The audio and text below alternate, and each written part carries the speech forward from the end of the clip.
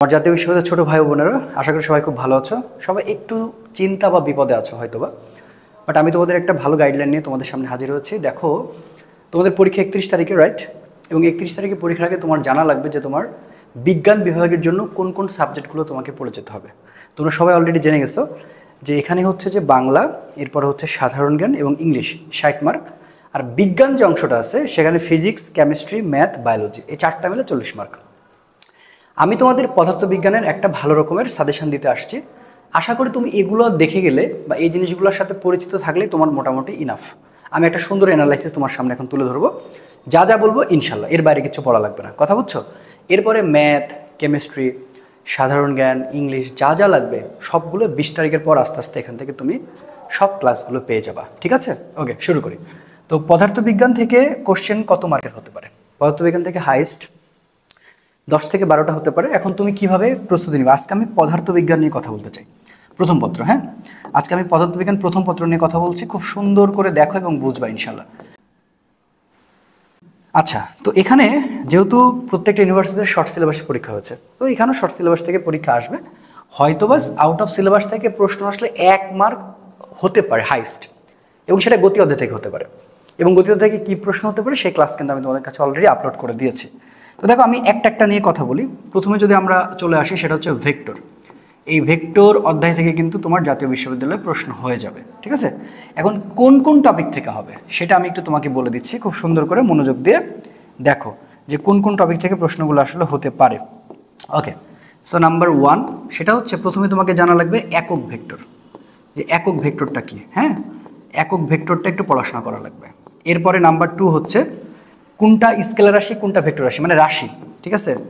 অর্থাৎ রাশি, এই রাশির মধ্যে দুইটা জিনিস পড়তে হবে, একটা হচ্ছে স্কেলার এবং আরেকটা কি বলো, আরেকটা হচ্ছে ভেক্টর, কথা বুঝছো?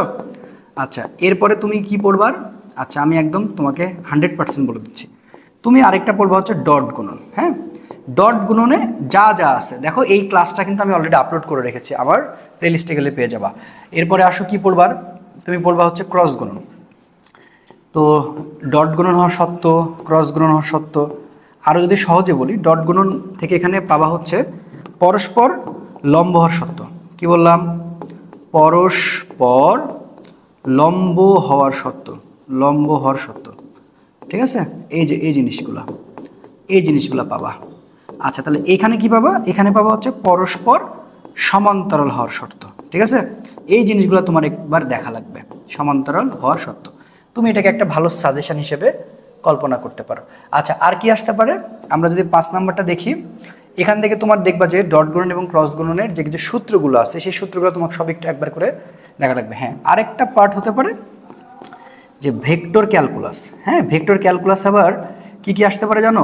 যে সলিনয়েড আর হচ্ছে গিয়ে তোমার অঘূর্ণয়নশীল বা সংরক্ষণশীল হওয়ার শর্ত। তাহলে আমি এখানে সরাসরি বলে দিচ্ছি যে তুমি অবশ্যই দেখবা সলিনয়েডাল, ঠিক আছে? সলিনয়েডাল হওয়ার শর্তটা কি?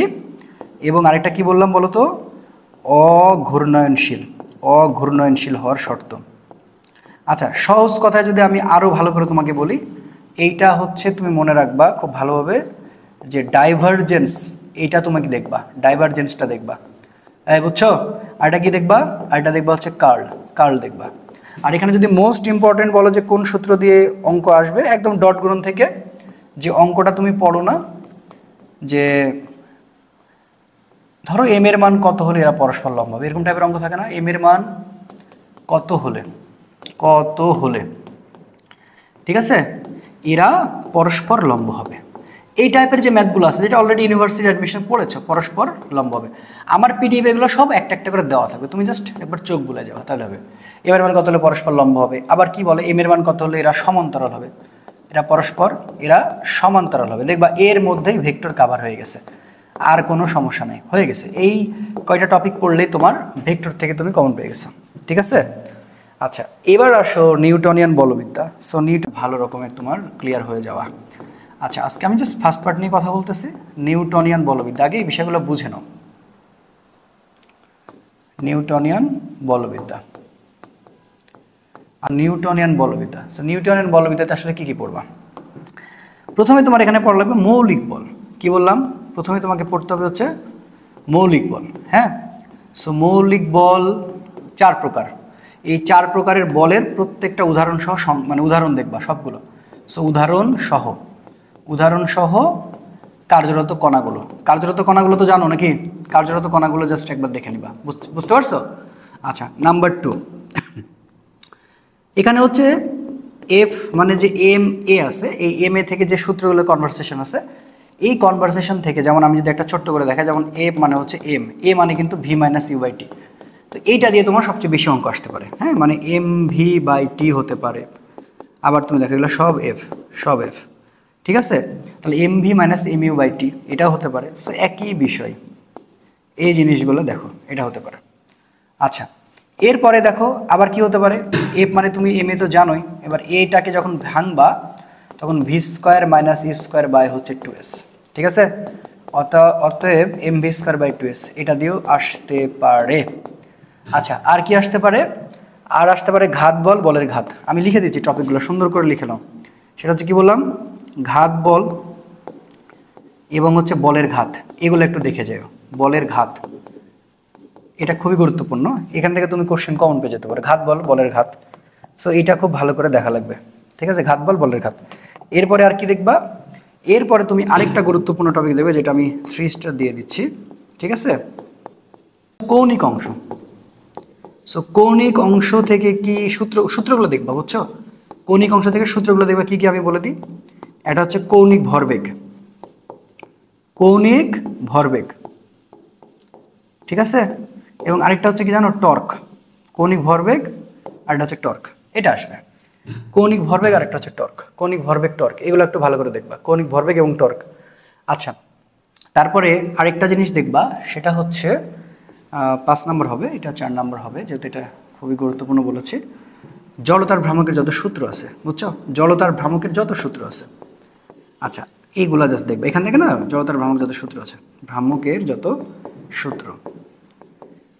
সূত্র আছে, বাস ইনাফ, আই থিঙ্ক ইনাফ, আর কিছু লাগবে না। জড়তার ভ্রামকের যত সূত্র আছে। আর আরেকটা ভালো কথা বলে দিই, এই অধ্যায়ের যত একক মাত্রা আছে, একক মাত্রা থেকে 1 মার্ক কমন পাবা। যত একক ও মাত্রা আছে, ঠিক আছে? এটা তোমাকে দেখা লাগবে, এটা সবচেয়ে গুরুত্বপূর্ণ। যত একক ও মাত্রা আছে না, সবগুলো দেখবা, যত একক ও মাত্রা আছে, এইটা খুবই গুরুত্বপূর্ণ। বুঝতে পেরেছো? একক ও মাত্রা কোনোভাবে ছাড় দেবে না। আরেকটা আসতে পারে, সেটা হচ্ছে যে তুমি আরেকটা ভালো করে দেখতে পারো, সেটা হচ্ছে মিলিত বস্তুর বেগ। কি বললাম? মিলিত বস্তুর বেগ, এর বাইরে আর কিছু আসবে না। মিলিত বস্তুর বেগ, এত কঠিন কোশ্চেন আসবে না, এই টাইপের কোশ্চেনগুলো আসবে। মিলিত বস্তুর বেগ, যত একক মাত্রা আছে, জড়তার ভ্রামক, হ্যাঁ। আর তুমি আরেকটু বেশি কনফিডেন্স হওয়ার জন্য জাস্ট একবার ঘর্ষণ বলের প্রকারভেদগুলো দেখতে পারো, যে ঘর্ষণ বল ও তার প্রকারভেদ, ঠিক আছে? এর বাইরে আর কিছু তোমার পড়া লাগবে না ইনশাআল্লাহ, এর মধ্যেই তুমি কমন পাবা, ঠিক আছে? তো এটা ছিল কি, এটা ছিল নিউটনিয়ান বলবিদ্যা অধ্যায় থেকে তুমি কিভাবে প্রিপারেশন নিবা। তো আমি কিন্তু তোমাকে আগে বলেছি, যত একক মাত্রা আছে এখান থেকে কিন্তু তোমার একটা লাগবে, যত একক মাত্রা আছে, ওকে? ফার্স্ট পার্ট থেকে সবচেয়ে বেশি কোশ্চেন হবে, সেকেন্ড পার্ট থেকে খুব একটা কোশ্চেন হবে না আমার মনে হচ্ছে। তো কাজ, ক্ষমতা ও শক্তি, এখান থেকে তুমি কি পড়বা? আচ্ছা, এখান থেকে যেটা পড়বা আমি বলে দিই, এর বাইরের সম্ভাবনা একদমই নেই, বুঝছো? আচ্ছা, নাম্বার 1 অবশ্যই যত একক মাত্রা।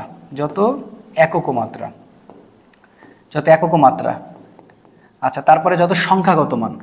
আচ্ছা, যত সংখ্যাগত মান কোনটা আমি বলে দিচ্ছি, যত সংখ্যাগত মান।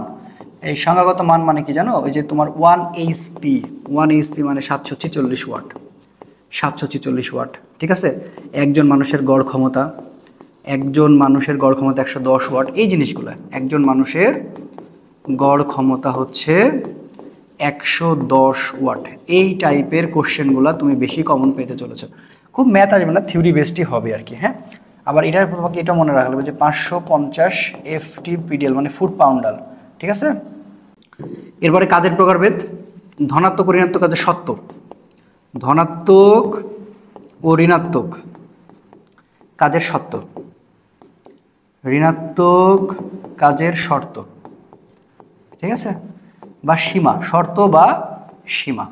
আরেকটা আসতে পারে, সবচেয়ে বেশি অঙ্ক আসলে এটা দিয়ে আসতে পারে, যেহেতু এটা ভার্সিটিতে আসে, সেটা হচ্ছে ধ্রুব বল দ্বারা কৃতকাজের সূত্র দ্বারা, ধ্রুব বল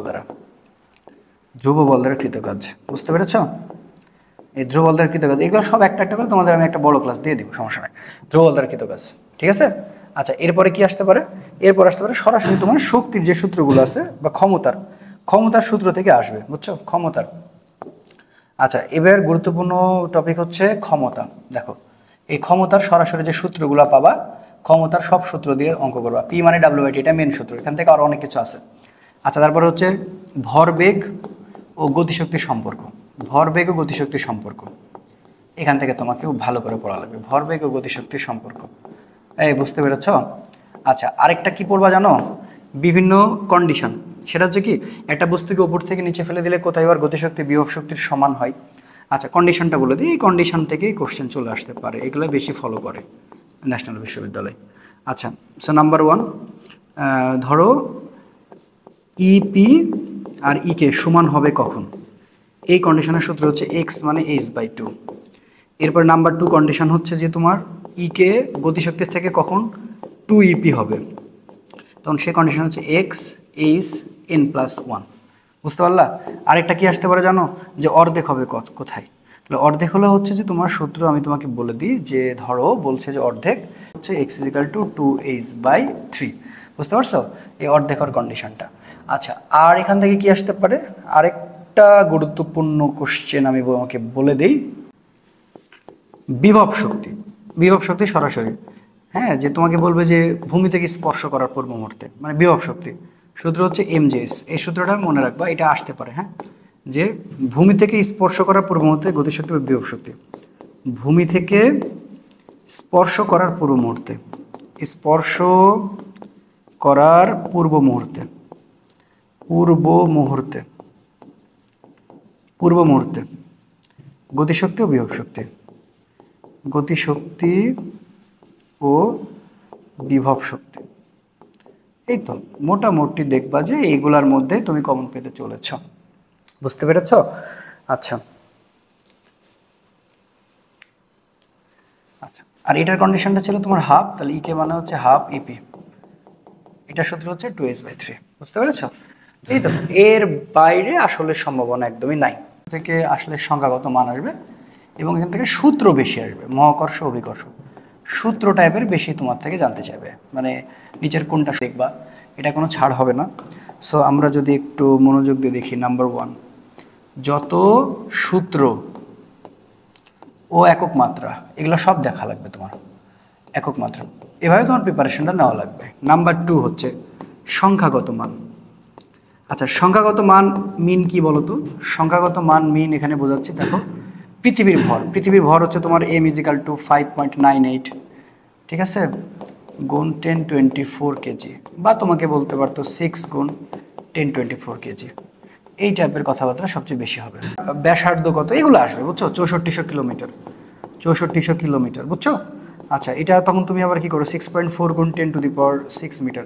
আবার জি এর মান কত, এখানে এগুলা না, এগুলা বেশি আসবে। জি এর মান 6.673 গুণ 10⁻11 newton metre square KG inverse 2, এর বাইরে আসলে সম্ভাবনা নেই। আর তুমি সূত্রগুলো দেখবা কি, মুক্তিবেগ দেখবা, সেখান থেকে মুক্তিবেগের কনসেপ্টটা একটু দেখে যাবা।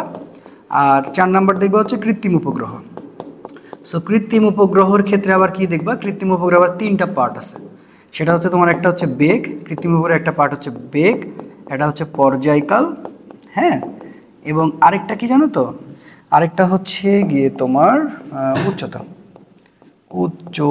এর বাইরে আর কিচ্ছু নাই। যত সূত্র একক মাত্রা, সংখ্যাগত মান, মুক্তিবেগ, কৃত্রিম উপগ্রহ, হ্যাঁ। আরেকটা এখানে সম্পর্কগুলো একটু দেখবো, কিছু সম্পর্কের ম্যাথ আছে। সম্পর্কের ম্যাথ বলতে কি বলতো, যে কার সাথে কি সম্পর্ক, এরকম একটা অনুপাত আছে না, সম্পর্কের যে অনুপাত রিলেটেড, সম্পর্কের অনুপাত রিলেটেড, এর বাইরে আসলে আর কিছু দেখা লাগবে না।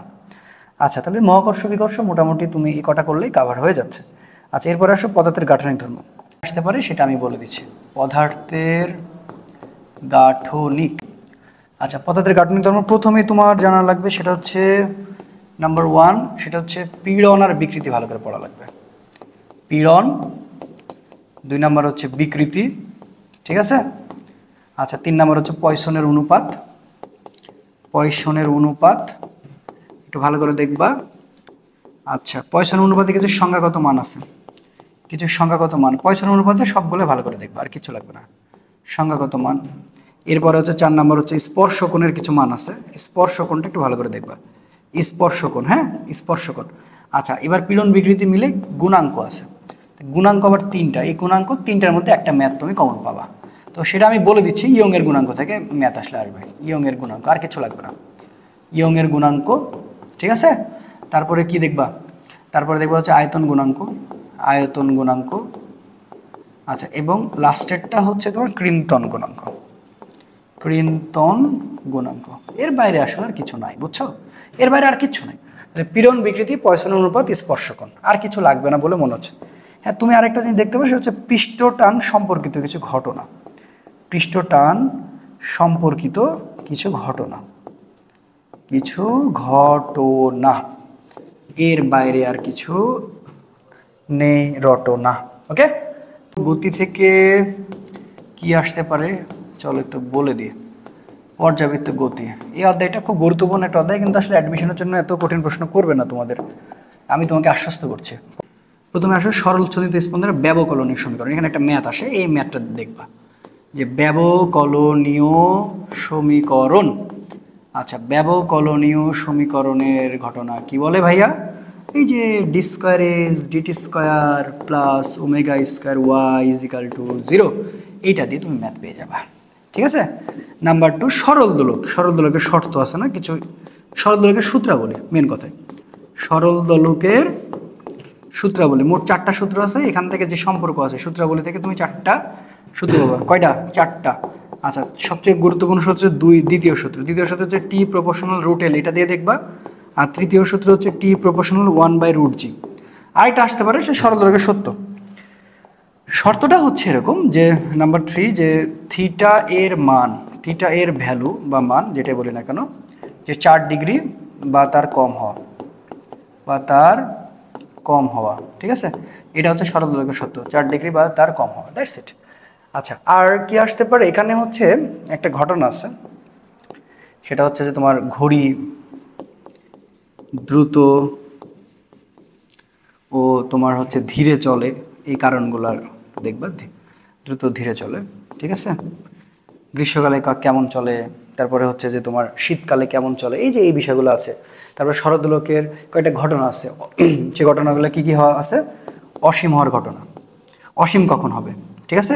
তারপরে হচ্ছে পরিবর্তন হওয়ার ঘটনা, পরিবর্তন হবে কিনা, আবার অপরিবর্তন হবে কিনা, এই টাইপের যে কিছু থিওরি আছে, এগুলো পড়লেই মোটামুটি হয়ে যাবে, অপরিবর্তন হবে কিনা। এর বাইরে আর কিছু নেই। হ্যাঁ, আচ্ছা, এখানে আরেকটা যদি আমি কথা বলি, সেটা হচ্ছে তুমি একটু জাস্ট কি বলে, সরল সঞ্চিত কিছু সমীকরণ, তুমি সূত্রগুলো দেখবে, মানে সূত্র, টোটাল সূত্র, যত সূত্র আছে, দ্যাটস ইট, যত সূত্র আছে, বুঝতে পেরেছ? এর বাইরে আর কিচ্ছু পড়া লাগবে না। আচ্ছা, এবার আসো ফার্স্ট পার্টের প্রথম এবং শেষ শব্দ, সেটা হচ্ছে আদর্শ গ্যাস ও গ্যাসের গতিতত্ত্ব। আদর্শ গ্যাস ও গ্যাসের গতিতত্ত্ব।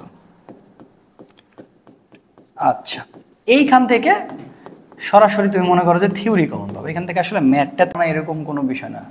ঠিক আছে, আদর্শ গ্যাস ও গ্যাসের গতিতত্ত্ব, এখান থেকে তোমাকে আমি প্রথমে বলবো হচ্ছে, এখানে প্রথমে তুমি যেটা পড়বা সেটা হচ্ছে তোমার যে গ্যাসের যে সূত্রগুলো আছে, তার মধ্যে আমি যদি একটু আলাদা করে বলে দিই, সেটা হচ্ছে বয়েলের সূত্র, বয়েলের সূত্র, চার্লস, ঠিক আছে। তারপরে হচ্ছে তোমার চাপ বা চাপিউ বা রেনোর সূত্র এবং অ্যাভোগাড্রো, এগুলার সব তুমি লেখচিত্র এবং হচ্ছে সংখ্যাগত মানগুলো একটু দেখে রাখবা। নাম্বার 2, নাম্বারটা হচ্ছে স্বাধীনতার মাত্রা, এইখান থেকে প্রশ্ন হতে পারে, স্বাধীনতার মাত্রা, এই বুঝছো। নাম্বার 3, আপেক্ষিক আর্দ্রতার কিছু ম্যাথ দেখবা। আপেক্ষিক আর্দ্রতা, এটা সরাসরি কমন চলে আসতে পারে, আপেক্ষিক আর্দ্রতা। আর আরেকটা সূত্র আছে 4 নম্বর, সেটা হচ্ছে পিভি মানে এনআরটি, এটা দিয়ে দেখবা। আর এখানে না সংখ্যাগত কিছু মান আছে, এই সংখ্যাগত মানগুলো তোমাকে দেখা লাগবে, সংখ্যাগত মান, এবং কয়েকটা সূত্র আসতে পারে, যেমন সংখ্যাগত মান হচ্ছে বোলসম্যান ধ্রুবক 1.38 10⁻², আচ্ছা 23। আচ্ছা, এইটা গেল। তারপরে হচ্ছে কি তোমার আরও কিছু আছে, যেমন হচ্ছে এই সূত্র দিয়ে বেশি আসতে পারে, EK/3/2 এনআরটি, যে গতিশক্তি, ঠিক আছে, গতিশক্তি আসতে পারে। আর এখানে কিছু আর্দ্রতা সংক্রান্ত কিছু ঘটনা, আর্দ্রতা সংক্রান্ত কিছু ঘটনা, সংক্রান্ত কিছু ঘটনা, এইগুলো না তোমাকে দেখা লাগবে, আমার মনে হয় এর বাইরে আর কিছু পড়ার নাই। হ্যাঁ, আর কি দিতে পারে, বয়েল চার্লস চলে গেল অ্যাভোগাড্রো। সংখ্যাগত মান ইকে মানে 3/2 nRT, মানে যে গতিশক্তির সূত্র আছে। হ্যাঁ, আরেকটা যদি আমি বলি সেটা হচ্ছে হ্যাঁ, গ্যাসের মূল গড় বর্গবেগ, এইটা দিয়ে আসতে পারে সিআরএমএস, 3RT/m, সিআরএমএস